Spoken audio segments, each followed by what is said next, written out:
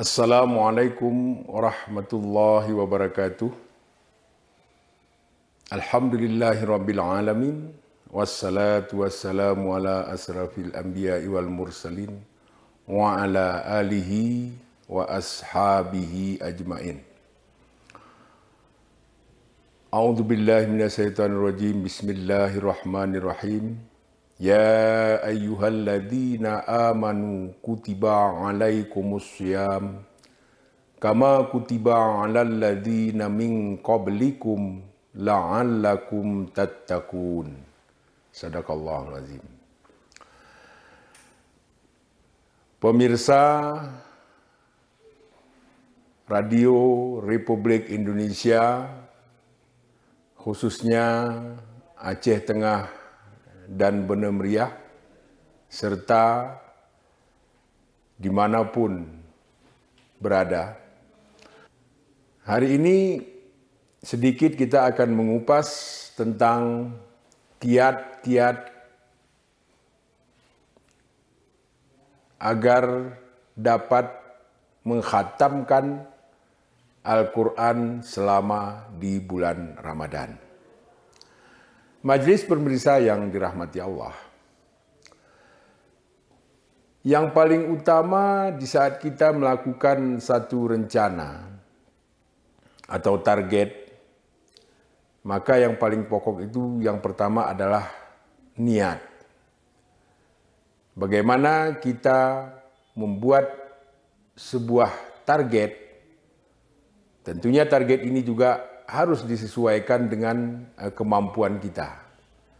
Dalam hal ini adalah bagaimana supaya selama Ramadan ini kita bisa khatam membaca Al-Quran ya minimal sekali lah. Nah, karena membaca Al-Quran di bulan Ramadan termasuk amaliyah yang dianjurkan. Majelis pemirsa yang dirahmati Allah, di antara beberapa kiat yang harus kita perhatikan, kita harus memprogram.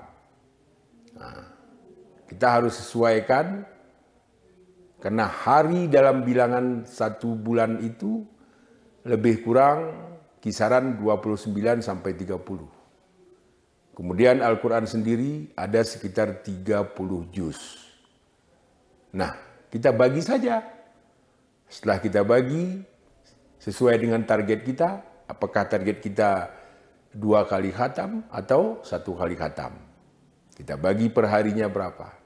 Kemudian kita atur jadwalnya.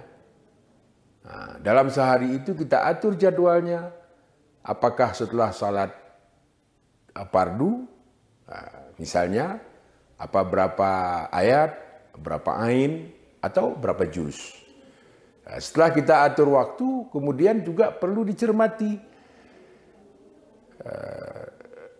terutama kepada kaum muslimahnya yang masih masa-masa produktif ya. Tentunya nanti ada jadwal siklus yang tidak memungkinkan untuk melakukan ritual ibadah. Salat termasuk membaca ayat suci Al-Quran. Ini juga harus diperhitungkan. Nah, kalau yang kaum bapak, insya Allah aman lah. Tidak sampai sedetil itu. Kemudian kita harus melihat waktu-waktu senggang. Nah, walaupun dia tidak dijadwal, tapi begitu kita melihat ada waktu senggang.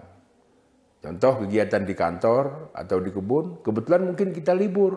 Atau kegiatannya tidak begitu padat. Maka momen tersebut juga kita ambil kesempatan itu untuk menambah tabungan-tabungan ayat yang harus kita penuhi. Artinya ini menabung, terutama di waktu-waktu senggang. Kemudian, majelis yang dirahmati Allah, kita juga bisa dengan memaksimalkan penggunaan media atau aplikasi elektronik. Ya, seperti dengan kekinian, misalnya kita menyetir, bawa mobil, kemudian ada videonya, kemudian ada suaranya, kita taruh headset di kuping, lalu kita mengikuti, itu nggak ada masalah. Sambil melihat bacaannya, terus sambil berjalan. Tentunya ini kalau kita misalnya berkendaraannya tidak dalam keadaan yang buru-buru, misalnya santai, seperti sore, jalan-jalan sore dengan keluarga, sambil melihat-lihat, ngabuburit ya. Jadi itu juga boleh dipertimbangkan. Kemudian,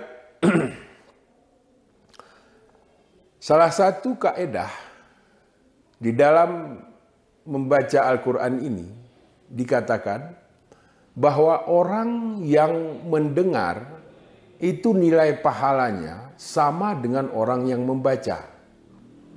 Maka perlu juga diprogram secara berkelompok.